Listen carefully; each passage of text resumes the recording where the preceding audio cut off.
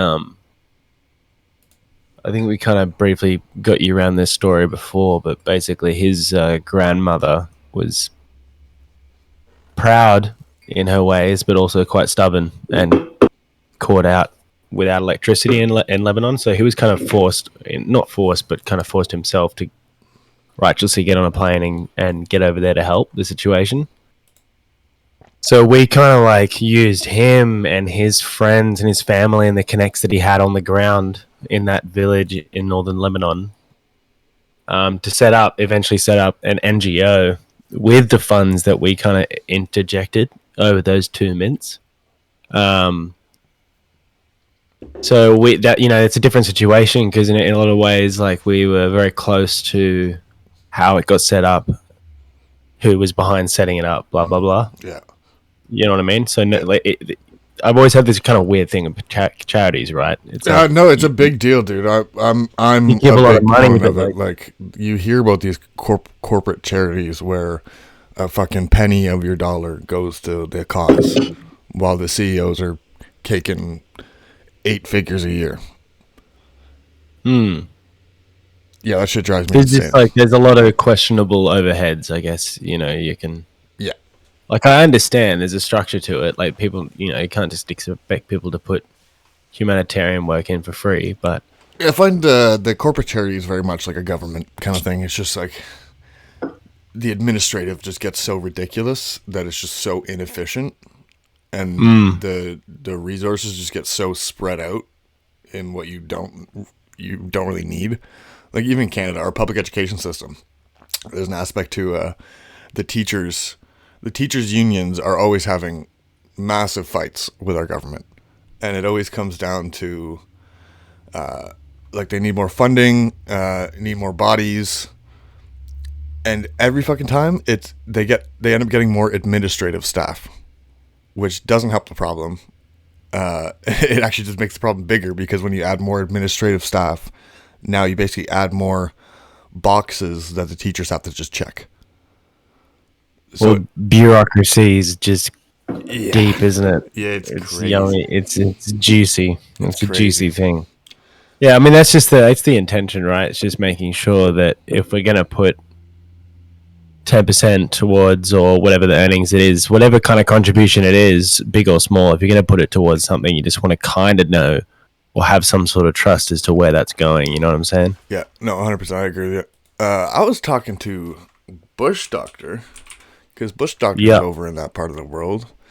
And here, I'll go through our little conversation.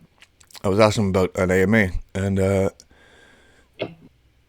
he asked me how I was doing. Said, good. He goes, I'm doing good, bro. Sorry to be a little bit off, but I'm focused on stopping this war. I'm planning to go to the borders with Ukraine next week. Not sure where yet, but I must do something about it. I'll keep you posted. Planning to drive an RV to the border controls with Ukraine and help people that are crossing to the EU and that are going back to Ukraine to help the freedom fighters. He says, I'm just a reflection. I was just like, you're incredible, dude. And he just says, I'm just a reflection. I know that my Twitter lately is a freaking pain, but it's all about love, peace, and not supporting a freaking tyrant. People need to rise up. Today it's Ukraine. Yesterday was Vietnam. Tomorrow can be us. I love that man. He's so awesome, mate. I love that man. He reminds me of the dude, from The Big Lebowski. Yes. You seen that film? Yes. That's a great way to put it. That's so Don't funny. piss on my rug. It's like Putin's just pissing all over his rug right now. That's so funny. No, he's going to drive his RV straight to the border. All right, sir. Well, let's get into what you're doing. The Flamingos. You guys are making waves. Flamingos are currently minting over on MATIC. I see that you guys were the first ever MATIC listing on NFT Key, which is congratulations. That's a cool milestone. How is the mint going? What are some of the issues that you are running into that you didn't foresee? And then what are some of the kind of awesome things about the MATIC community that you might not have foreseen? The mint is going steady. it's gone slow, but it's gone steady. A lot similar to AVAX in a way. We had a massive rug pull kind of happen during the launch of the AVAX Mint, Right. and that kind of like stunted us for the first half, and then we kind of got stuff back together. And this time round, we didn't think anything could go wrong. We thought we did great stuff, and then basically World War III break out at the same time, like that we went to Mint. So we're just like copping on the chin, like whatever, like, you know, staying strong, sticking strong. What we're really figuring out is there's a lot of education that's involved with like the protocol and the value that we've got behind the project, you know, like just utilizing the bridge and the multi-chain aspect of what we're doing. We're starting to realize more and more that it does require a lot of education and getting people kind of psyched up for the bridge. Like, it's really exciting for us to know that the bridge and the multi-chain aspect of NFTs in general is not really a constant or even like apparent conversation at the moment. You know what I mean? Funny that excites us. It's funny you say that, because we've been sitting here since your fucking project inception. We've been giddy as fuck about this bridge. And here Voodoo and I are running around different Discords and different communities doing AMAs and stuff, and nobody else knows about the bridge. I know, it's really interesting. We found the exact same thing. I think that's classic Phantom in a lot of ways. You know, like we're just kind of intellectual properties thrown around the room, like, you know, trying to paint it with like it's just free, and like everyone kind of like just backs each other for innovation, and, you know, it's doing really strong in DeFi at the moment. Who would have expected that, you know, not too long ago? But I think it's a chain that's able to adapt. But yeah, having to push that education aspect for the Mingos is a difficult thing to do, because as a project, you know, a lot of the time you find your community, you find your pocket, and you just like, you nestle in, you know. But having to restart each time from the scratch, basically, and build a community from the ground up each time, and being careful not to neglect your original communities as well, and the whole time as well trying to educate people on a protocol that doesn't actually exist yet. The whole thing that we're doing is wildly ambitious, and it's kind of it definitely, we feel it, you know. But it hasn't demoralized us in any way. And if anything, like I said, we get encouraged when people don't understand the bridge. Yeah, we're like, fuck yeah, it means we're on to some good shit. That's what I mean. Like, for me, this shit excites the hell out of me, because yeah, when we go into these other Discords, the 2+2 Discord is one of them, and we bring up these ideas of bridging assets across chains where rarities are going to change and this and that, and like it's just such a mind blowing concept to these guys, where they're like, oh my god, like this is crazy, like you guys are innovating like crazy, and to me it's so interesting, because you guys have been doing this from the get go. I think it's honestly, as soon as that bridge opens and people do, well, everybody's going to know about it, because I think we all understand the idea behind the bridge technology. The idea that you can mint collections on a cheap blockchain and then move it to a different blockchain to sell it. Like, that's obviously massive. But for you guys to be the premier project on a bridge that the entire industry doesn't know about, but will know about very soon, I'm excited for you guys. It's almost like to me, it's similar to like a Scully's or a Funeral or a Magical Ghouls, where it's like, you know how unbelievable the team is behind the project and how awesome the project's going to be. It's just, for whatever reason, you're just like slowly building this solid base. L talks about like the hashtag slow mint, and there is this really interesting concept to, you know, with Potluck, we have all these like instant mint sellouts, but most that day right after, like you see a lot of projects, the floors cater below the mint price because people are speculating and whatnot. Whereas when you're doing these like slow mint processes, you don't get those speculators in as much. Like, you just get people who are in there buying one to three Mingos that I want to hold on to and be a part of this community. Maybe I'll flip one of them, but I'm not buying 20 to try to get a rare and then cater the floor. So I think Exactly. I like what you guys are building. I think this is going to be super beneficial because you're going to have such a good base for a community once the bridge and stuff comes in. And then as a community, we're going to be sitting here going, hey, guess what? We're ready for the migration. Like, we've been waiting for this the whole time. Yeah. You guys haven't even known about this thing. And we've been here building our whole project around it. Yeah, exactly. And look, the bridge is close. Like, I'm not. This is not completely confirmed, but I just got off a meeting a couple of hours ago with the devs, in just terms of like the multi-chains kind of connected our router to our particular collection, and it's usable on their front end interface on their website. So it's getting close. Like, it's getting really close to a point. And we've got an AMA. Well, Alex and Dan have an AMA with the actual multi-chain team, which is pretty huge because they don't really do that kind of thing. That's a very big deal. Yeah, they don't come out and chat about this sort of stuff. And we've had a relationship now that's built over the last, 2 or 3 months of this fucking huge journey that we've been on. Yeah. And like, look, I'll have to be straight down the line honest with you, right? Like, the Mingos, for us originally, was supposed to be an introductory project. It was supposed to be a really hypey project, hype up the art and kind of drop it and not be done with it, but like build a solid fucking brand and a community that we could service. And we'll continue to do this, and we plan to do this anyway, but service with our true art. And, you know, not the tongue-in-cheek fun, degen fun that we're providing, but like something with a lot more substance and a lot more value. So in order to do that, we wanted to set up a community, and in order to do that, we wanted to do the Flamingo fling, I guess. That's the original concept, you know. Now we're like 3.5 months down deep, 3 chains deep, 3 huge communities deep, massive partners deep.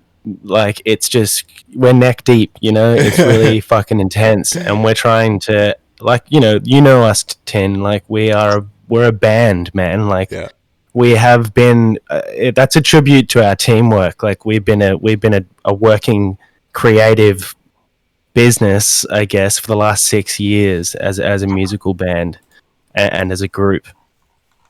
So whilst we can work as a team, we're still fucking way out of our depth, man. And we're just like really just trying to be really patient about doing the right things and implementing the right, watching the space and then reacting, you know? So I know, you mentioned that this was we talk about your art base. Like, you're a very unbelievably talented artist. And the Mingos, this was the idea of, thanks, we got a generative project. These PFPs are killing it. Let's bring my art into this world. I've been seeing that you're actually kind of getting to showcase some of the just pure artistic talent through some collaborations now. What has been the collaborations been like? Well, that's really fun and, like, I guess exciting. Like, you know, to touch on what I was saying before, like, I don't think something like this, these collaborations wouldn't be something I might implement into the projects that we've been working on for longer and that mean a bit closer, more to us. But that's the glory of the fucking Mingos, man. It's like, we worked so hard for that 6 weeks to turn 6 to 7 weeks to turn this whole thing around, and get it launched and get it out on Phantom, and got such a warm fucking welcoming from that community that a project like this, whilst we work really hard at it, it's not creatively super close to us, you know. It's not something that we like are holding close to our hearts or to our chests. So there's a lot of space and room there to just give it up to the parts of the community, you know. Yep. And, you know, it's literally just the stories and the people that I've met through the AMAs and the other artists in this community that I've actually developed these legitimate friendships with. where it just made sense to be like, it's. Oh, it was me reaching out to them and hoping that they would be keen. You know, I put this PNG together, which was a transparent image of the black line with the shading. So it was a completely empty flamingo, and I just sent that to them and be like, "Hey, look, if you kind of stuck to the structure and the silhouette of the actual bird, do you reckon you could just?" I actually kind of put it to them two ways. I was like, "Hey, you could we could team you up with like, you know, for example, yourself, you know, get sick individual or someone to do the tinfoil and like team them up with honoraries." But I also gave them the choice, as I would want the choice as an artist, to do whatever the fuck they wanted. And 9 times out of 10, everyone was like, "Yeah, cool. I'm just gonna do whatever the fuck I want." Yeah. So that was just really exciting. Allowing to be honest, it's really just nice to have people come back and say they're actually keen.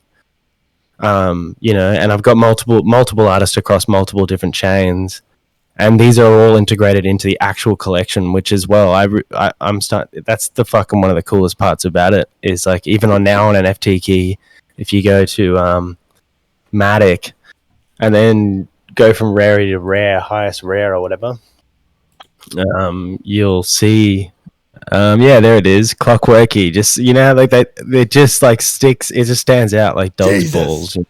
I didn't realize that was in But the like, wow. just zoom out, click the X there. You can still see that it sits in the collection. You know what I mean? Because it's fit. Yeah, and that's all I envisioned was if I give them the silhouette, then as a collection, the bird will still sit there. Even doesn't matter how whack. I mean, clockworky is probably going to give us the most whack out of all of them. You know, dude, that's the detail in this fucking piece is wild. Yeah, the Terminingo.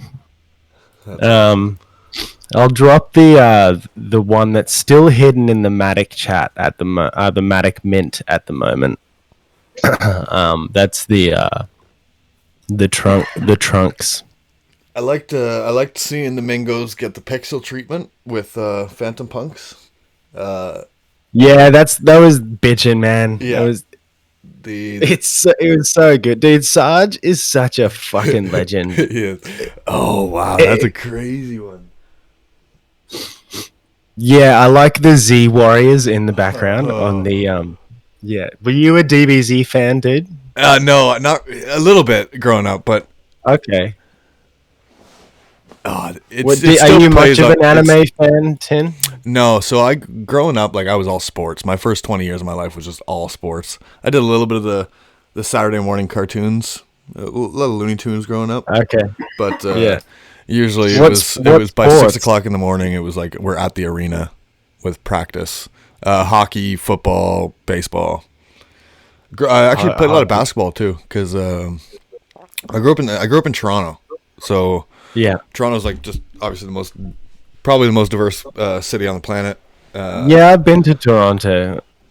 Yeah, so basketball is big there.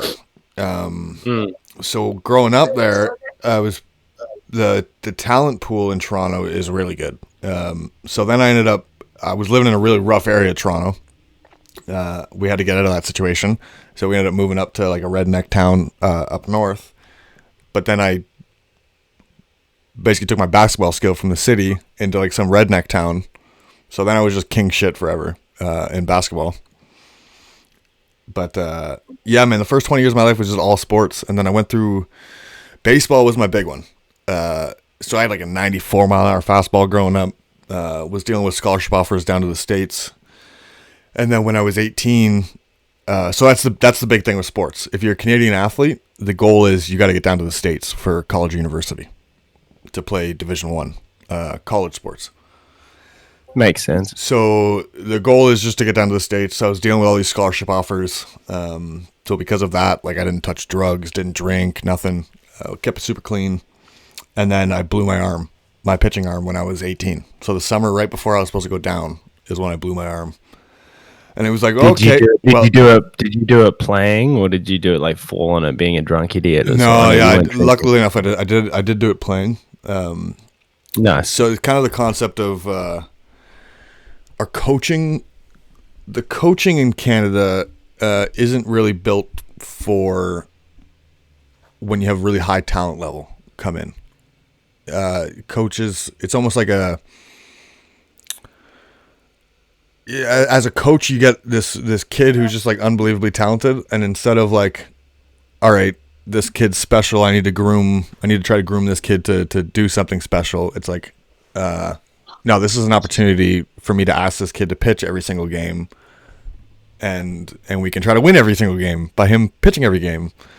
And me being, 17, 18 years old, I'm not going to say no. So, yeah, we'd have high school baseball games. So we do a doubleheader. We get to miss all day of school to go do a doubleheader for baseball. I would pitch the first game, do like 4 or 5 innings, and then go play a position for the last 2 innings. Then we get a half-hour lunch break. I would start the next game pitching the first 4 or 5 innings, go to another position after that, and then we take the bus back to school. School would finish, go home, get in Dad's truck, and we're off to a rep game where I then pitch like 8 innings. So this is not sustainable. No, dude, I was literally just living off of icy hot. Like I just drowning my arm in icy hot. The idea is like if I couldn't feel it, it wouldn't hurt. Do you still play like even casually or like for fun? No, so this is where like life got interesting. So the injury happened. I go to college up here. I tried to play a little bit of baseball, but the arm just couldn't do it. So then once I basically made that decision of like, okay, I can't do this anymore. I went through some like fucking serious depression. Cause now I couldn't watch a baseball game. You were pursuing this pretty hard out, right? Yeah. So I'm now in college for sports broadcasting. Literally can't watch a baseball game. Cause I'm seeing guys that I just played with a couple years before who are now getting drafted and, playing in the league and whatnot. So now I can't even watch sports. So it's like, I got to pick a whole new hobby and interest. The first 20 years of my life was it. So that's where I end up stumbling down the political rabbit hole. Cause I come from a big military family. So I had an uncle injured in Afghanistan when I was like 13. So he came home all kinds of fucked up. And it was a guy that I looked up to him huge growing up. He was like my uncle. It was like 8, 9 years older than me. Always had a super hot girlfriend, military guy, drove a cool truck and a Mustang. Just a dude I looked up to, a man's man.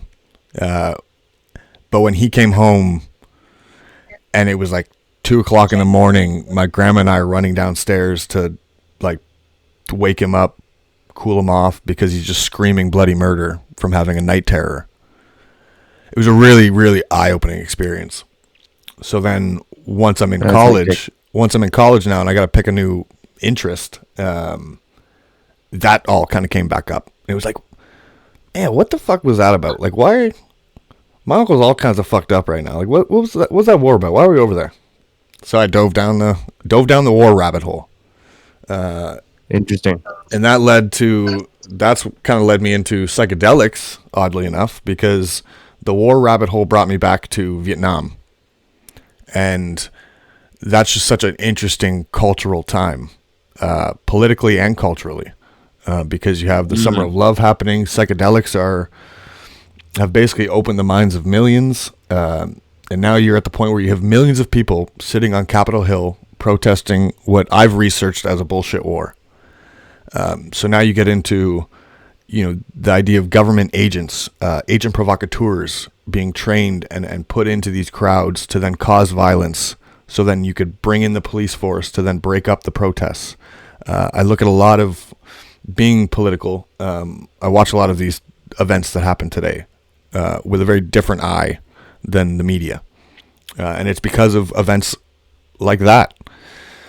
But the idea that it makes a lot of sense. Yeah, so the idea that they pushed psychedelics away, or the concept of opening the mind to all the bullshit, the way they handled the drug war, again, was like an eye-opening moment for me, where it was like, well, I've smoked weed now, I've done a little bit of mushrooms, I don't think I should be in jail for the rest of my life for doing this stuff. So, like, there's a problem here. and you know, basically all of a sudden now it's like all right, well the drug system doesn't seem to be right. The military system seems to be really fucked up. You know, the financial system seems to be rigged like crazy. You know, all of these like little trust issues start to kick in, and that's essentially the story of Tinfoil Realist is where I'm at today. And with these political, like this political background and growth that you've gone through and stuff, how have you taken the banning and like the I guess the punishing, as you put it, on Twitter and all that? Like how does that hit you in a sense? So this round on Twitter hasn't been horrible because I've been in this world or just in the political world for a few years now. I've already lost a couple of YouTube channels over 1,000. Like every time I get a YouTube channel to get monetization, it gets dropped. I've already lost a couple Twitter accounts, but that was a kind of more election time stuff. This, I mean, just the whole. Where it gets funny is, I honestly thought this was. I thought this was to do with political stuff. I thought my banning was to do with political stuff, but I'm coming to terms that that's not the case, and that it's. So, do you know the Guitar Girls situation? Have you been hearing about this? I read. Well, I mean, I didn't. I read around it. Yeah. This gets super, super elaborate, and I don't want to. I'm not going to jump to anything, but we've got some people doing some blockchain investigating, and we're starting to come to the conclusion that there's a group of people that are pumping out projects on Phantom. And it's a lot of these... like a group, like a syndicate. Almost. Like it's like a little team of people that are doing this. Yeah. So, do you remember the copy-paste Bored Apes that tried to launch? This is kind of more recently. Yeah, I think I know what you're talking about. So there was a big, we were all kind of calling them out on Twitter, to the point that like the marketplaces were like, yeah, we're not gonna list this collection. Then there was a few of these people, and it was the same people on every conversation that were like, oh, this isn't Web3. You guys are all about censorship, blah, blah, blah. It's those motherfuckers. This is what I found out, because yesterday, and if you were to scroll up in the general chat of the rabbit hole, you might have to go pretty far.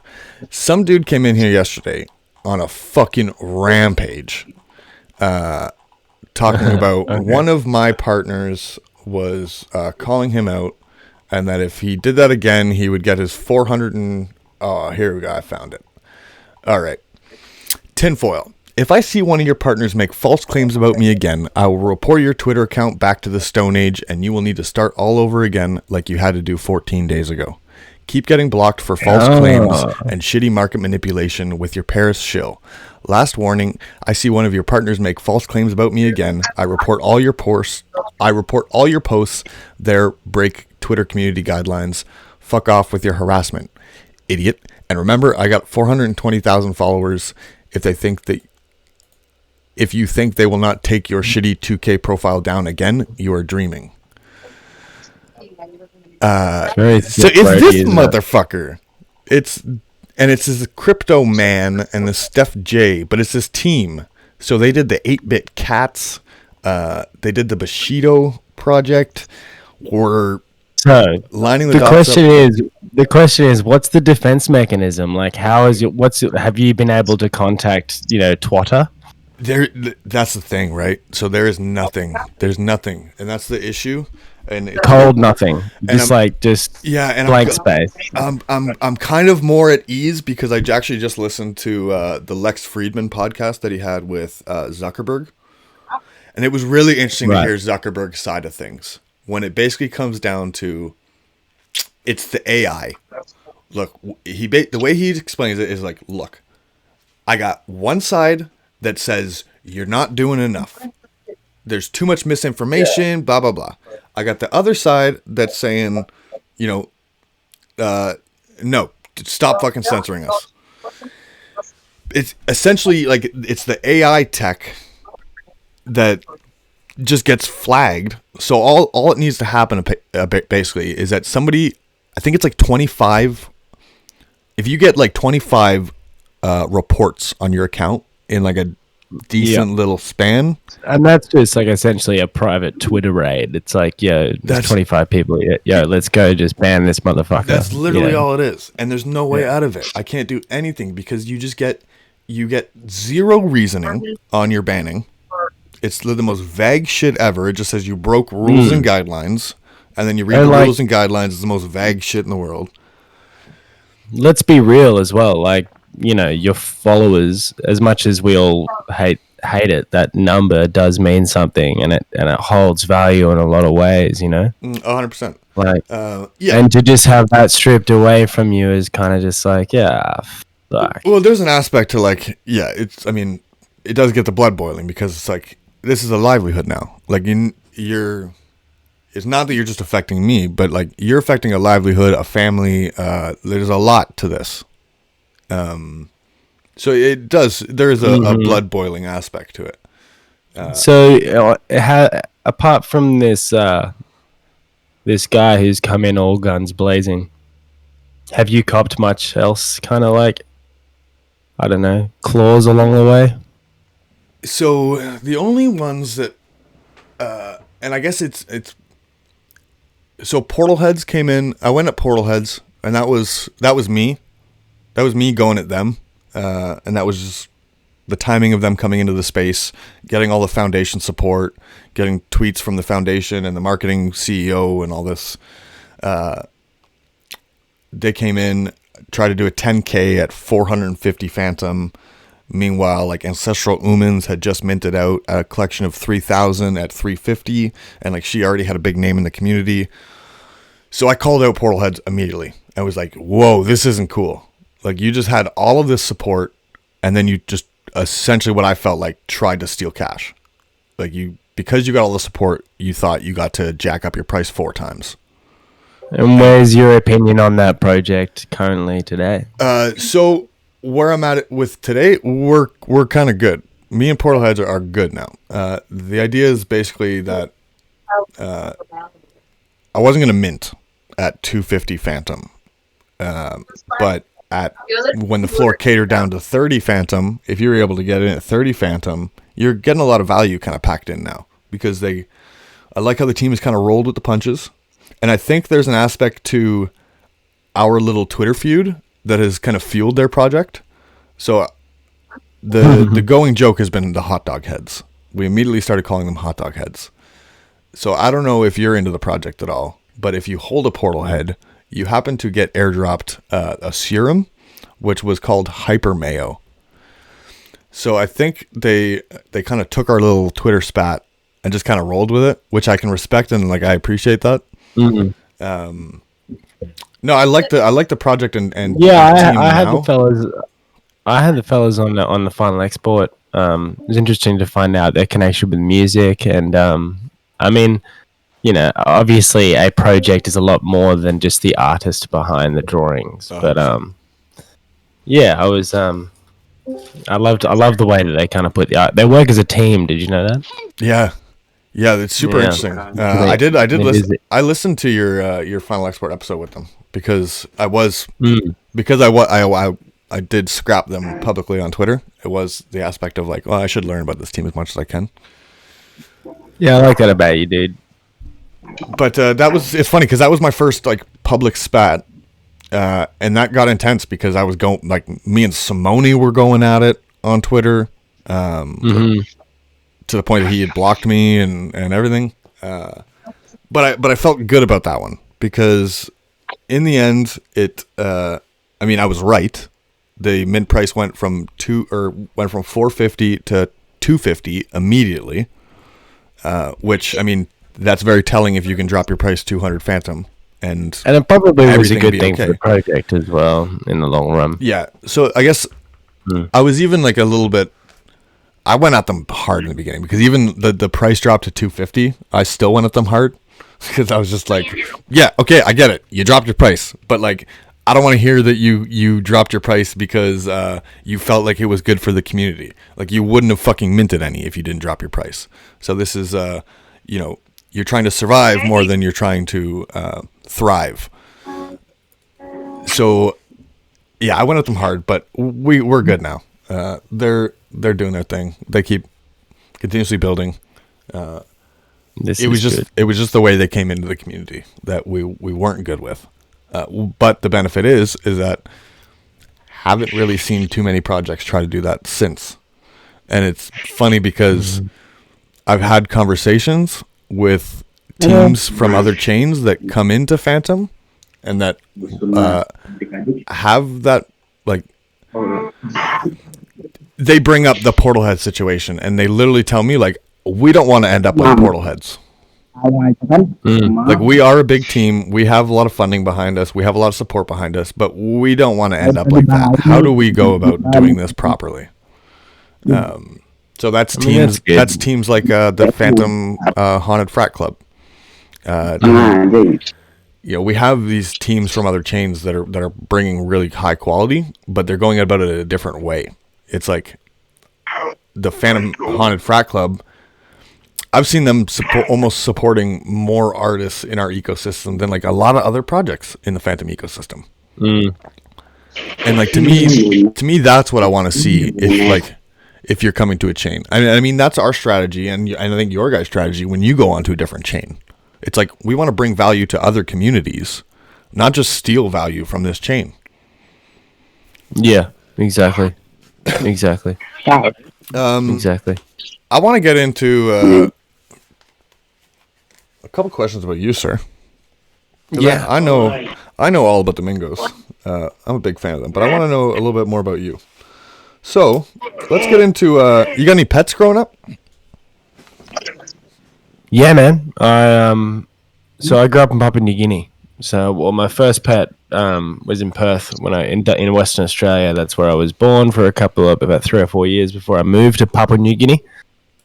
But when I lived in Papua New Guinea, I grew up with a couple of massive Rottweilers, Shrek and Xena, were their names, and they were human-eating machines, and that's what they were built for, and that's what they're intended for. So. Yeah, I got a Rottweiler Lab Collie mix.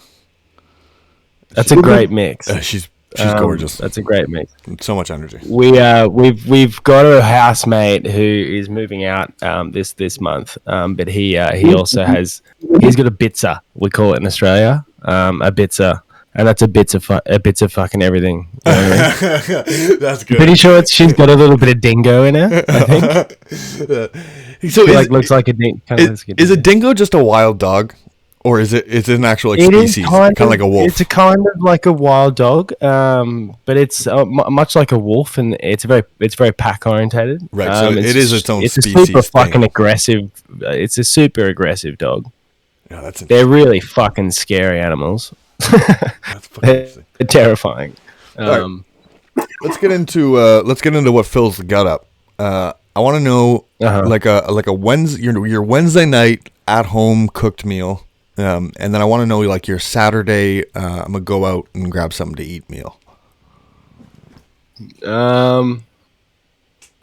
Probably the cooked meal would be a beef brisket gnocchi. So more tomatoes than you can imagine, and cooked into a puree, and then like obviously like your brisket, slow cooked brisket. That's kind of probably the big hearty meal. You fill your bowl up too full, obviously, every time, and you expand like a hot air balloon because it's gnocchi. And you get a nice but it's a hell of a meal. Do you go with a fresh bun with that, or no bun? No more bread. No, the gnocchi's done. All right. The gnocchi does you. Yeah, it's good. Maybe a bit of basil on top. Tap it off. All right. And then probably a fucking solid burger. Either a beef or a chicken burger at a pub with the boys. Having a gotta love it. Having a beer. Having a cold, frosty cold beer. Yeah. What's the main like burger fast food chain down in down where you Well, are. it's interesting. Like we've like tried to, I guess, jump the gentrified gun here in most cities in Australia. So everyone's like, it's like not cool to eat at McDonald's, you know. Okay, yeah. So like you do it on the sly when you're fucking pissed or something on the way home. You dip into McDonald's, or if there's absolutely nothing to eat and it's 10:30 at night and you've just worked overtime or something like that.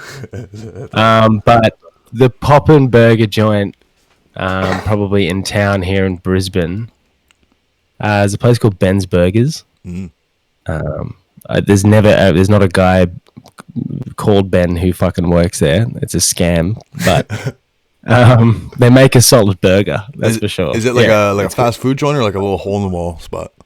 Yeah, it's a hole in the wall spot. That's Nice. that's what I said. It's not cool to eat fast food, you know. Yeah. It's everyone's trying to be really cool. Yeah, let's get into drink of choice. Are you a liquor guy, beer guy? What's the go-to drink? Probably an old fashioned. That's what I would probably order at a bar. You know what I mean? Yep. Otherwise, a cold aluminium can of Coca-Cola. I'll probably have at least one of those a day with a banh mi at lunch. You know? All right. Oh, you're cracking in my routine here. Yeah. I don't do for some reason the carbonated. I don't do carbonated all that much. Oh really? I'll do a little rum and coke here and there, but the carbonated stuff I've never really got into. Dude, I cut out like the mixes in my drinking, so I just drink spirits. Okay. And I'm able to do two things. I can drink a lot more. I can drink for way longer. And I think that the only downside is I just probably talk way more shit. Yeah. But yeah, it's effective. You don't wake up with as much of a hangover because I think the hangover comes from the sugars mainly. I think you're right. You a wine guy at all? Yeah, I enjoy a red wine. I think white piss. wine kind of tastes like cat piss. That's fair.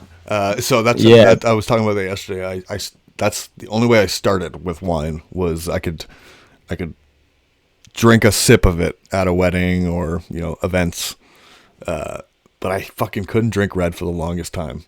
I don't know what it was. I think it was just college, getting broke at college and going like, oh shit, I can get a Portuguese bottle of wine for $8. Get super fucked up off this. Cheap wine's pretty fucking hectic. But I kind of do enjoy the idea of sitting, like, some of the funniest drunks I've been is sitting down for like a 6-hour, 8-hour period of time, having a conversation that slows down as you go through more bottles of wine. And then every time you stand up to go to the toilet or something, is just like it's so wobbly. It's a fun drunk. It is. I get drunk, yeah. It gets me all giddy. I get very smiley on wine. What are you doing, gin? Because gin, I've heard that gin makes everybody sad, right? You know what's funny is I don't think I've ever just had a gin night. I've had a gin and tonic here and there, but I've never just got gin drunk. I've been gin drunk a few times. So what do you? But I get sad. I get sad? Yeah. No, I don't. I get don't? I don't know. I think it's my prime, dude. I get I don't know. All right. I know. You hear a lot of stories about brown liquor getting people a little angry. Yeah. I can't do rum. No, I'll fucking I'm a menace. I'm the most annoying person in the world. It's so funny how stuff works. Rum. Yeah, it is weird how alcohol affects people so differently. It's a pretty diverse drug if you think about it. It is. Like no other drug really has it's all these different kind of effects. Anyway, did you do college university? No, I didn't. No. I tried it. I went. Basically, when I left high school, it was pretty classic. Like I was that scene out of a teen movie where I opened the envelope to my dream university and was like celebrating around the room, and then my mum was like, "Oh no, dude, it's actually not that. It's the other one." And so I kind of immediately off the bat was just like, oh, fuck this institution shit. Yeah.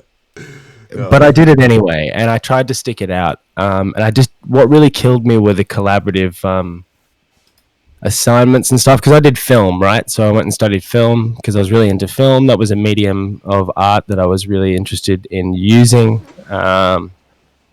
And getting like into professionally, but I just could not endure the institutionalization of that art form. Like it was just brutal. Like make a film with these people, and they were just the most useless fucking people on the planet. So I just didn't have the patience for it. So I left, and I broke out on my own pretty early, and just kind of went freelance. Man, I've been freelance for a very, very, very long time. Yeah, I went to college for 2 years. Took a different program each year. More so was just there for the experience of it all. Yeah. Yeah, don't get me wrong. I met some great people. Like that was a benefit. Oh, 100%. Always is. But that was about it. All right, let's get into. You believe in aliens? Do I believe in aliens? I feel like. I mean, that's a weird question, right? Not a weird question. I guess it in my mind, it makes sense that there must be. Okay, so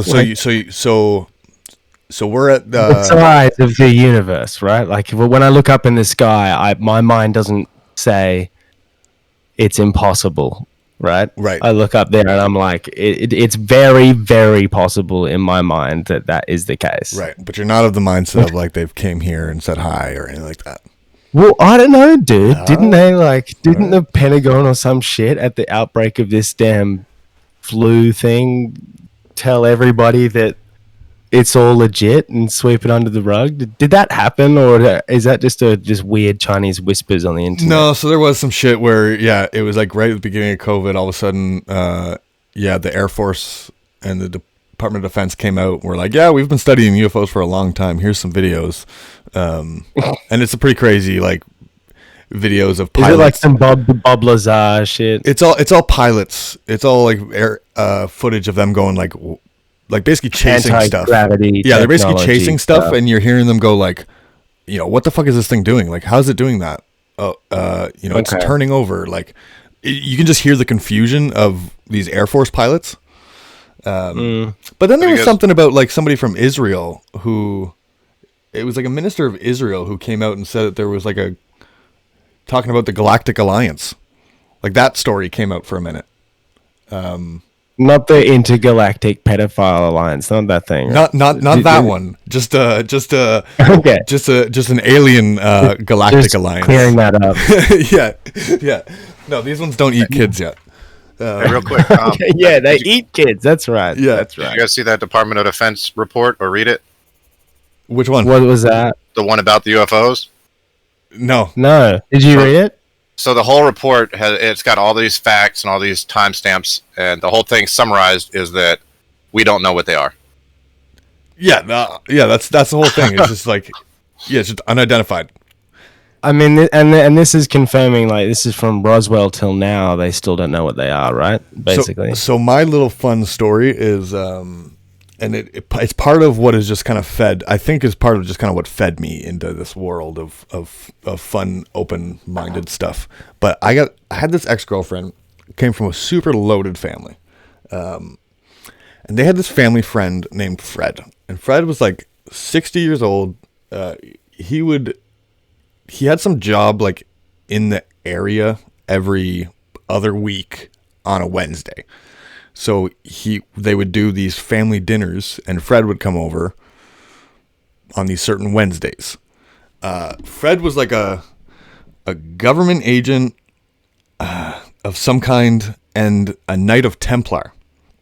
So I don't know if you know Knight of Templars, but that's like Freemason stuff. So they would try to obviously pick his brain on, what's up. So they'd ask him questions because he had claimed that he'd been to Area 51, stuff like this.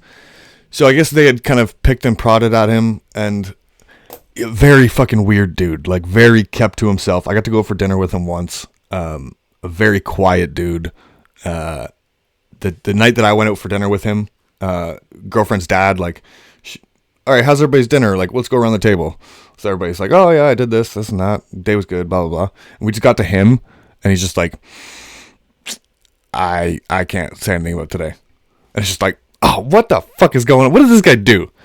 So they get him fucked up one night, or a couple nights. Apparently all the cool information that I've been able to get was, as a Knight of Templar, the story is that, they hold some of the like world's most valuable artifacts. So stuff like the Holy Grail, potentially. Yeah, Assassin's Creed shit. The Ark of the Covenant. Yeah, Assassin's Creed shit. So the one thing that he said is that the main artifact that they hold to protect is a vial of Mary Magdalene's blood. It's ridiculous. And something about like basically they can't let it get to the church, because they don't want the church to have it, and they can't let it get to the science community because they don't want the science community to have it. So it's just this group of elites that have been around for fucking 1,500 years since the Crusades that are now, I guess, just pretty protecting this rad. thing. It's wild shit. It's so then cool. He mentioned Roswell. They brought up Roswell. And all he said about Roswell is that they found something at Roswell, and that much of today's technology has been re-engineered or back-engineered off of it. And I thought that was super cool. Interesting. I've heard that before somewhere else, I think. Mm-hmm.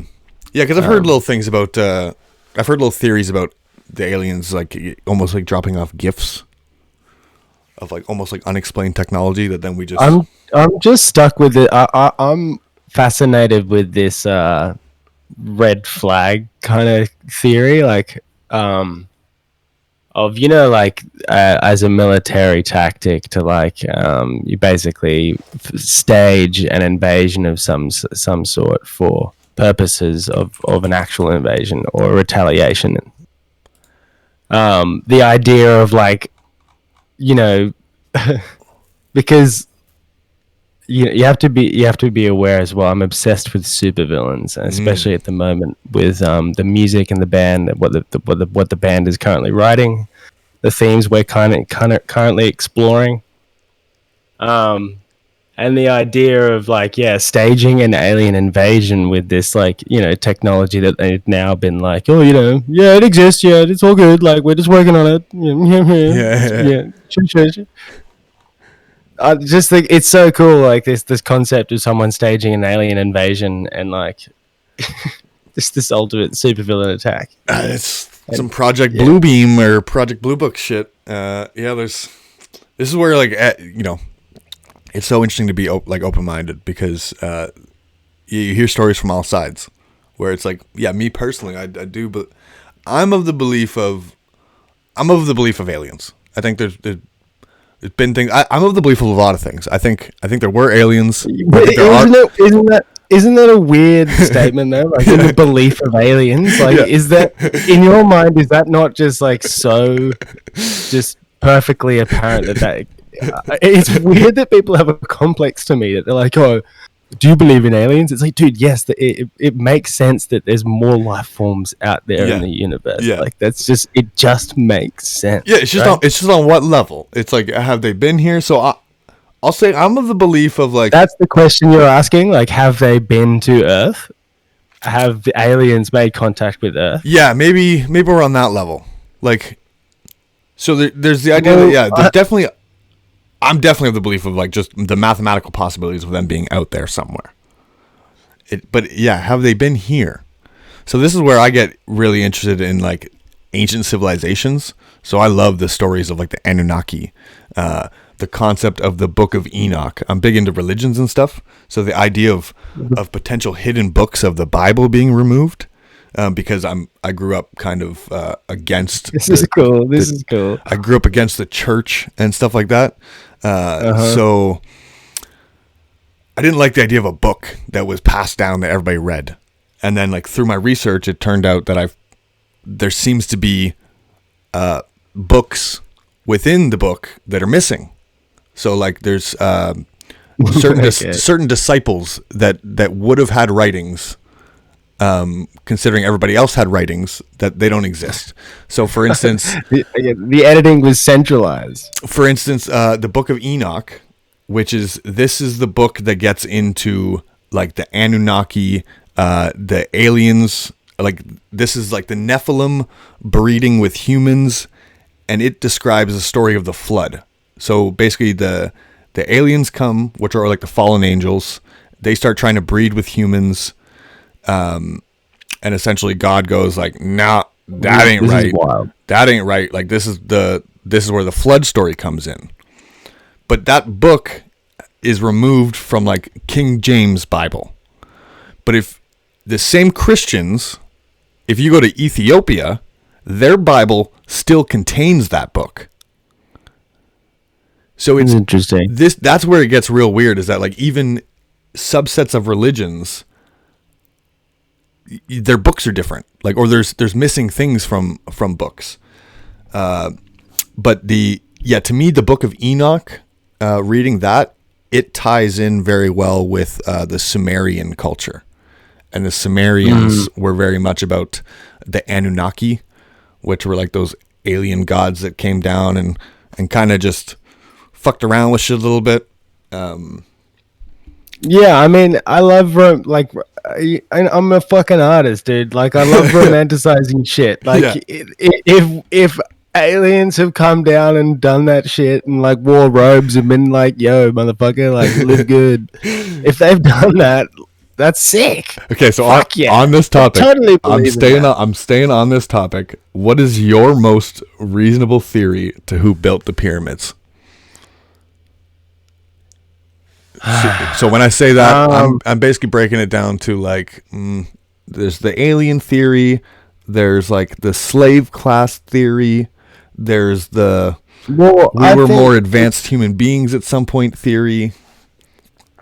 I think there was a massive advancement going on, right? Like in no one can deny, like if the remnants of that civilization is still so admirable to us today, imagine it back then. Like it would have just been this insane place to be. So like inspiring, man. Like imagine the desolate like nature of the planet at that stage. Like how little things were to rock up in a place as mesmerizing as Egypt. Like, well, it's almost like when you drive it's almost like when you drive into a massive city. If you're from a small town, yeah, exactly. New York for the first time. Yeah, dude. When I went to New York for the first time, walking over the Williamsburg Bridge, like it was really taking in step by step the awe of this Manhattan Island. It was massive. But yeah, in the same way back then, I think even in a more inspiring way, architecture and aesthetics and lines and all that sort of stuff, that's what were blowing people's mind back there. That was art, dude. That was fucking. And in a lot of ways, I think that's when people are fueled by outdoing each other on blowing people's minds, like and this is going way further and totally disregarding the slavery aspect to this. But what I'm saying is, I think that if there was an influx and a wave of people inspired to create the next biggest monument, I think you'd be surprised of what humans would be capable of and pushed to do, and what means they would find to building these things that we're still so incapable of. Like when you look at the most unforgettable piece of art, you also have in the same way the same reaction. You look at it and you're like, how the fuck did you do that, dude? That's fucked. You know what I mean? Love it. All right, last couple questions. You into any conspiracies? And if so, what would be what's the one conspiracy you're like, you can't tell me I'm wrong on this? What's that, dude? If you got a conspiracy, if you're into any conspiracies, what would be the one conspiracy that you're like, no, I'm right, you can't tell me I'm wrong on this? That's a hard one. Probably flat Earth. So you're I'm joking. No way. You should see. We had a Phantom Maxi chat. Oh my god, Tombheads came in and had everybody thinking that space was fake.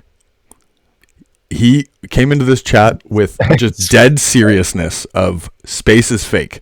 Satellites aren't real. Dude, he had us going for like an hour and a half. It was the funniest fucking thing in the world. That's really awesome. I reckon the only one that is remotely plausible in my mind, and also kind of fun, so I'm trying to make it plausible, is the spying Big Brother birds. The birds that are fucking surveillance. Yeah. The government using birds, and they charge on electric on the power lines. That's why they sit on the power lines. Yeah. I think that's just have to be real because it's just awesome. That's fair. I like that answer. Yeah, I don't know. You know the conspiracy theory that like you create so many conspiracy theories, or there's so many conspiracy theories, and then you hide the actual truth and the real conspiracies and theories inside of so many conspiracy theories. Right. I get what you're saying. Yeah, for me, just dilute it with it even more. Yeah. Well, yeah. So that is a big thing in the conspiracy community, is the idea of like disinformation. The idea of being planted, isn't it all? Being planted fake information. But I think there is an interesting aspect to. I don't think a conspiracy needs to be planned by 1,000 people. I think there's the idea of everybody just does their job without questions asked. That there only needs to be a very small group of people at the top. That as long as they give the direction to separate subsets of people that just do their job and don't ask questions, everybody is partaking in the conspiracy and nobody knows. They don't need to be anything, do they? Like, conspiracy theories don't need to be anything. They're I think the only point of a conspiracy theory is to broaden your perspective. Like, it's literally there if you're like, it's a hypothetical situation that's exactly what it put is. in front of you that you look at it and you're like, fuck, that's evil, or fuck, that's really hard to believe, or, you know, but it just provides something a little bit fucking different. You know what I'm saying? To stay on these fun topics, I'm going to give you 3 creatures. Which is the most likely to be real? Bigfoot, Chupacabra, or the Loch Ness Monster? I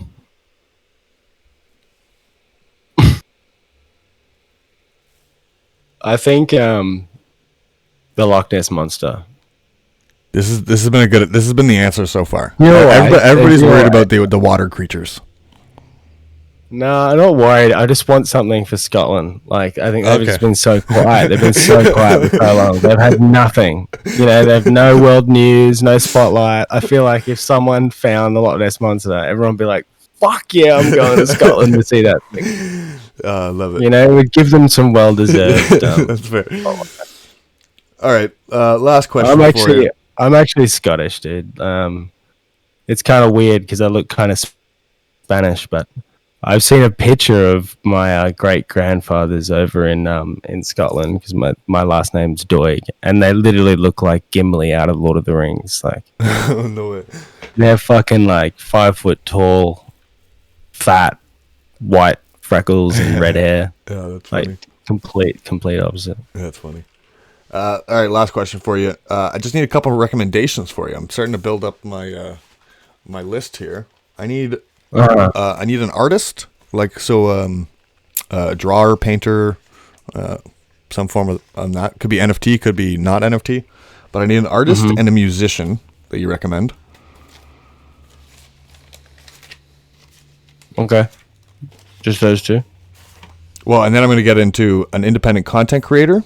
So this could be a TikToker, a YouTuber. All right, well, let's start with the first two, maybe. I want to recommend an artist that's like, he's an NFT artist. Okay. He's not Phantom, which is okay because that's what we do. Mm-hmm. He's on AVAX and his name's Del Sol, and their project is launching pretty soon. AVAX, it's called Swarms. Oh, can you check it out? Can you go to the website? I'm gonna post the website. The swarms look so good. Those are those bees, right? Yeah, just for anyone watching your stream, I want them to see this website. I'm going to post a link right now. Hit that.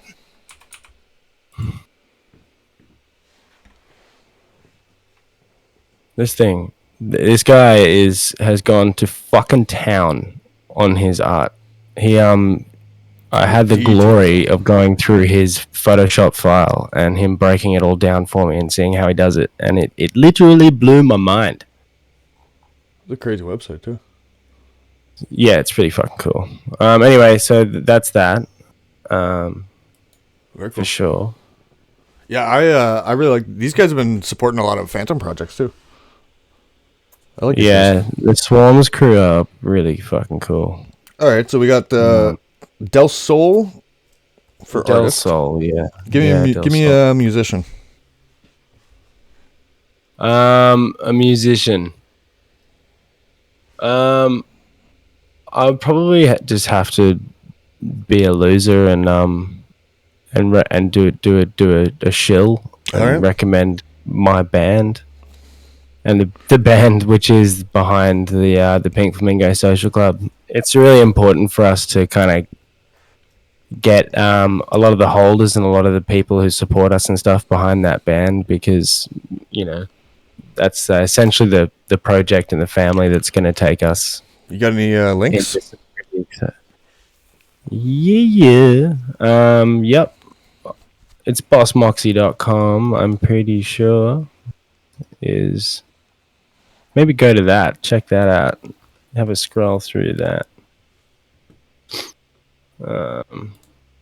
We'll be launching a Discord and kind of like transitioning our community that exists kind of in the old world over as much as we can, but kind of more trying to focus on fostering the community we built with the Pink Flamingo Social Club, So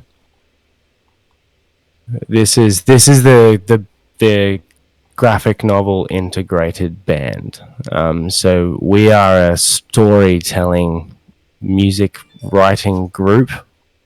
We essentially write tunes and songs, and we vibe them out, and the different moods that those songs present we take away and eventually add characters and stories to. So we've been doing this for about 13 years. It's a project that's come together. That's me. See,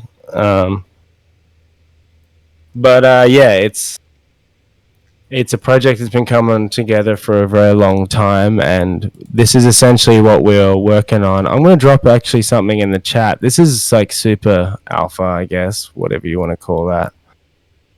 But this is what we were working on before we did the Pink Flamingo Social Club, right? We were quite busy pulling this shit together. This looks great, man. This website looks awesome. I didn't realize I could already buy a vinyl.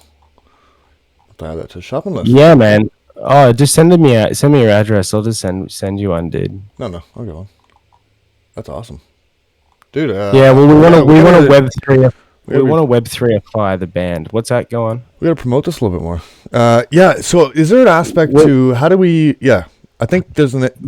How do you get the Web3 added to this, where it's like maybe it's even a discount for your Mingo holders or something? Yeah, well, this is the thing. Like, we're not ready to do this yet because we don't want to divert the tension yet. We want to sell them fucking Mingos out and do a really good job of that goddamn project, so that we can, because we are working simultaneously on this project, the NFT project here that's attached to this comic book and this graphic novel. If you go to Instagram, just on this tab here, Moxie_art, you'll be able to see a whole bunch of the graphic novel art. But yeah, we've been working on the first drop of this, right? Because we've got a big fucking plan for this. Because if you think about the structure of our band, right? We're a creative group that is stimulated by music and playing instruments together and doing that in a room. But first and foremost, the music comes first, and the narrative elements are always open-ended. They're open-ended completely, and they're always left open-ended because that's how it has to work. You can't finish a story because then you can't write any more music, right? So we've been walking down this 6 to 7 year long journey of trying to integrate a very open-ended way of writing our narratives and our stories. So now we've collided with the NFT space, and we've been like, all right, how do we NFTify this project so that the activity on the blockchain and the things that we release can actually contribute to the way that this story plays out and the way that these characters we create. Your website just tripped me out so hard because I looked at my other screen for a second and then I just seen like smoke and I was just like, where the fuck is the smoke coming from? My computer burning? Yeah. That one got me good. Fuck, that scared the shit out of me for a second. Froyd, dude, thank you for coming in here and doing this. No worries, this dude. Box Moxie stuff, I'm real excited about when this is all ready to go. We got to jump on another call. Probably not today because I'm fucking slammed today with this marathon, but maybe tomorrow because I've got a guy I'm talking to right now who's working on a book, and he's got a really cool NFT idea. And yeah, I'd like to brainstorm with you a little bit. Sick. Cool, man. Yeah, dude, Tin, thanks so much for holding these spaces, dude. It's so good to have you back and all that sort of stuff. Thanks for taking your time, and good luck today on the marathon, man. You're going to do a great job. Yeah, appreciate it, man. Again, thanks so much for coming in here. Yeah, everybody, go check out the Thematic Mint is currently happening. I'll just one last quick little thing I'm going to drop in for everybody. And this is the physical. If you collect all 4 flamingos, you will get this this physical.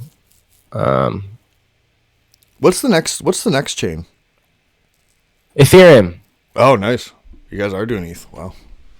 Yeah, we're just going to do it. We're going to try and conquer it. Fuck yeah. Why not? Oh, that's great, kid. So yeah, have a read of that. I'm not going to take too much more of your time. Thanks so much, Tinfoil. Thanks everyone for tuning in. We got another Final Export episode this week, but yeah, just chase that up. You know how to do that. Thanks, dudes. If you want to drop your YouTube link in here, because everybody should subscribe to into that YouTube channel. You guys are producing some awesome content.